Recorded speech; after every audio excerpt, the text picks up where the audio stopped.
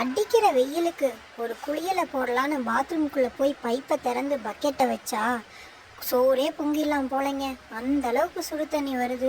சரி, இதெல்லாம் சுத்தப்படாது, எடுடா கைப்புள்ள வண்டியை விட்றா நம்ம தோட்டத்துக்கு அப்படின்னு தோட்டத்துக்கு போயாச்சுங்க. நாங்கள் போன நேரம் பம்பு செட்லேருந்து தண்ணி எடுத்து விட்டு தென்னந்தோப்புக்கு பாய்ச்சிட்டு இருந்தாங்கங்க. ஆஹா, இது தாண்டா சரியான சமயம்னு நம்ம களவாக இருக்க தொட்டியில் போய் ஜாலியாக நின்னாச்சுங்க. மத்தியான டைமில் கிணத்துக்குள்ளேருந்து வர தண்ணியில் குளிக்க ஒரு சுகம் இருக்குது பாருங்க. அதை வார்த்தையால் சொல்லவே முடியாதுங்க. தண்ணி இருக்குங்கிறதுக்காக எப்போ பாரு பம்பு செட்டை திறந்து விட்டுலாம் நம்மளால் குளிக்க முடியாதுங்க. காய்ச்ச காலம்னா கிராமத்துலேயும் தண்ணி பஞ்சம் தாங்க.